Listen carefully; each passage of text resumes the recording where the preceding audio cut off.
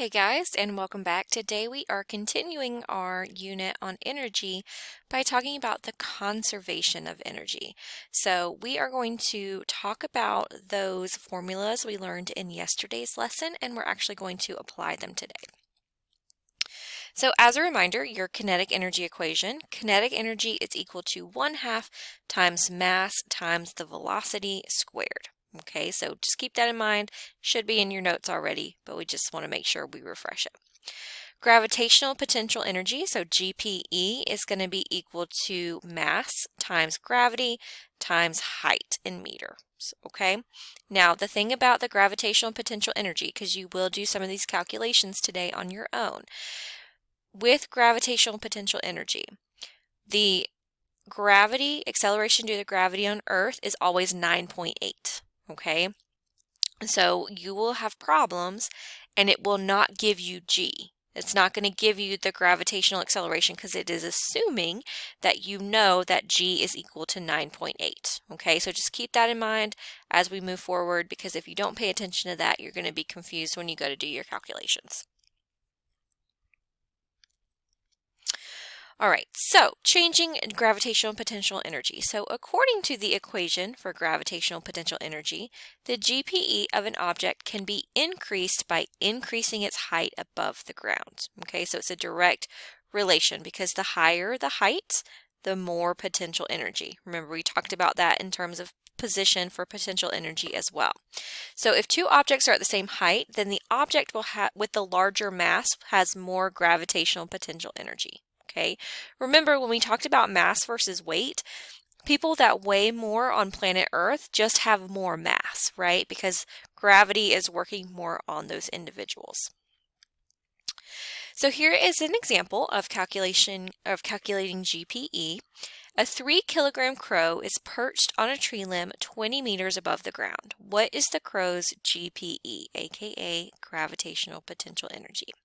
So we are given the mass of the crow, 3 kilograms, and we are also given the height, which is 20 meters. Okay, and then gravity we know is 9.8 meters per second squared. You have to commit that to memory, have it in your notes, okay? Because again, the problems are not going to give you the gravitational acceleration. So our GPE is going to be our mass times our gravity times our height. All right, so we're just going to plug it in. So 3 kilograms times 9.8 meters per second squared times 20 meters. We plug that in, is going to give us 588 joules. Now remember, energy is recorded in joules, so when you guys are going to do your problems and calculations, you want to make sure that you are including your units. Okay. Now let's take a look at a kinetic energy example. So the crow, the same crow from the previous problem, starts to chase a hawk and flies at a velocity of 6 meters per second. What is his kinetic energy? Well, we're given his mass. We know from the previous problem the mass is 3 kilograms. The velocity is 6 meters per second, and we are calculating the kinetic energy. So remember, our kinetic energy is 1/2 times mass times velocity squared. Okay, so 1/2 times the mass, which is 3 kilograms, times our velocity, 6 meters per second squared. We'll plug that in, so 1/2 times 3 times 6 squared is going to give us 54 joules. Okay, so kinetic energy, just like potential energy, is measured in joules, so our units will be joules. Okay, this is just a plug and play. If you have your formula right, the hardest part is going to be identifying your variables. Okay, so we have to be able to identify our variables for mass, height, velocity. Okay, and we have to remember that acceleration due to gravity is 9.8 meters per second squared. So conversions between kinetic and potential energy. So we experience a lot of situations that involve the conversions between potential and kinetic energy. Remember, when we first started talking about energy, we stated that types of energy can interchange, right? Energy can't be created or destroyed, but it can change forms. So to understand the energy conversions that occur, it's helpful to identify the mechanical energy of a system as well. So mechanical energy is the total amount of potential and kinetic energy in a system that can be expressed by this equation. So mechanical energy is equal to the potential energy plus the kinetic energy. Okay, so the potential plus the kinetic energy equals the mechanical energy.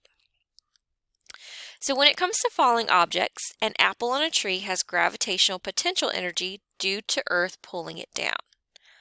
The instant the apple comes loose from the tree, it accelerates due to gravity, which we know on Earth is 9.8 meters per second squared. As it falls, it loses height, so its gravitational potential energy decreases, right? So the closer the apple gets to the ground, its potential energy is decreasing. Because remember, the higher the position, the more potential energy an object has. As it's falling, the potential energy is transformed into kinetic energy as the velocity of the apple increases. Because remember, kinetic energy is energy in motion.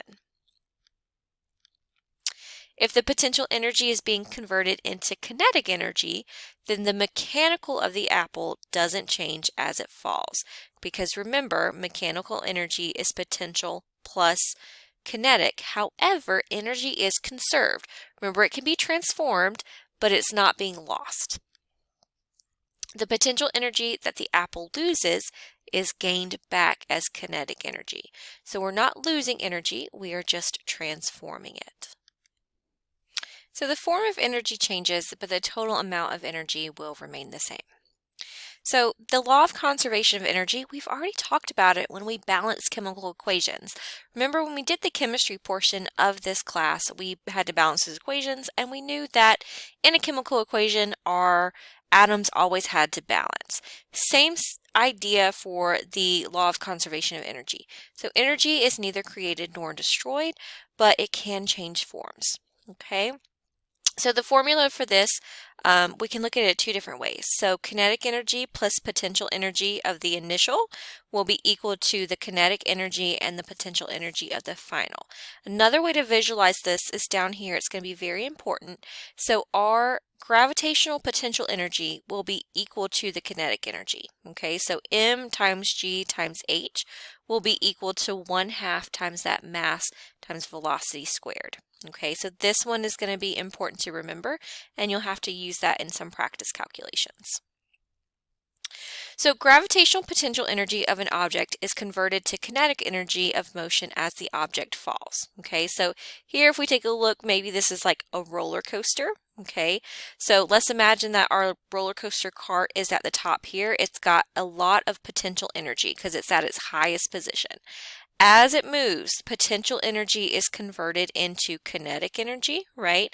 And then at its fastest point, the kinetic energy will be the greatest, right? So it gains speed. Here it's got its highest velocity. Then it's going to lose some of that velocity as it makes its way up the hill. It's going to slow down. And then again, it's going to come to another peak where again, the potential energy will be the greatest, okay? So we've got a conversion of potential energy to kinetic energy, and then kinetic energy back into potential energy, okay? The total energy of the system will be the same. However, it is a conversion between the two. And another example of that would also be those pendulums. So here we have a pendulum. You guys might have seen this before.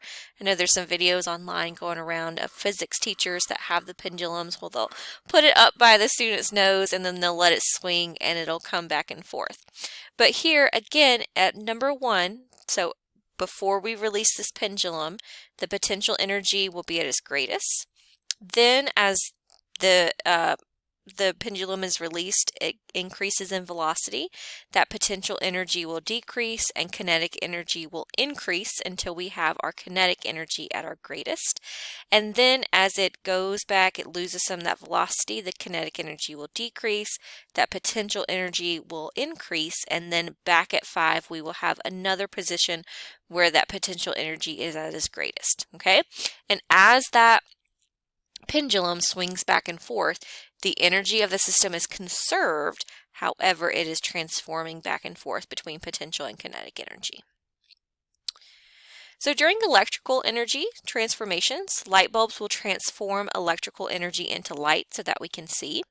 The warmth that we feel around the bulb is evidence that some of the electrical energy is transformed into thermal energy. Okay, so if you can feel the heat, it's a transformation of electrical into thermal energy.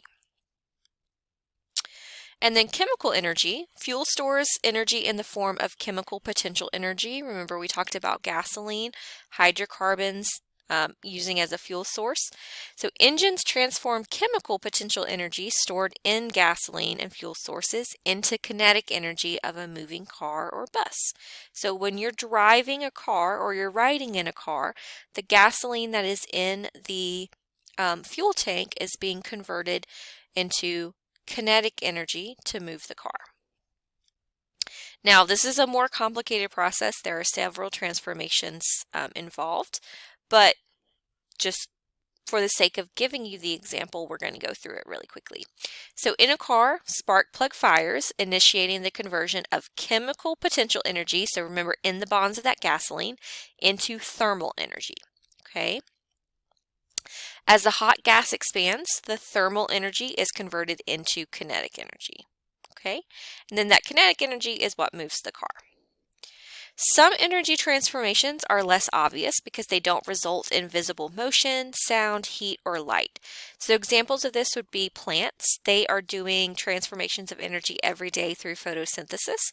So every single green plant that we see on the planet will convert light energy from the sun into energy stored in chemical bonds in the plants.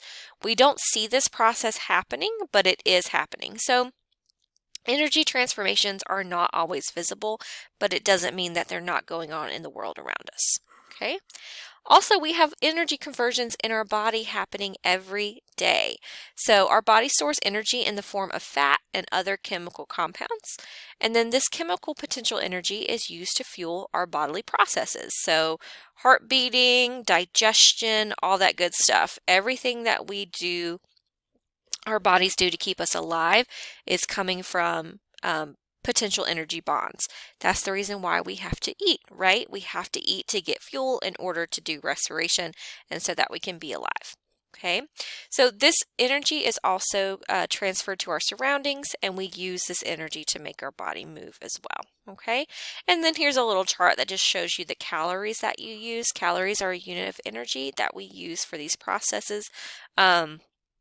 And it tells you if you're larger, so you have more mass, you're going to use more energy, which makes sense. And just in terms of what we've learned about for energy so far. Okay. All right. So it's going to be important to keep those formulas in mind because we're going to do some practice problems today. But as always, if you have any questions, I am available. And if not, I will catch you guys in our next lesson.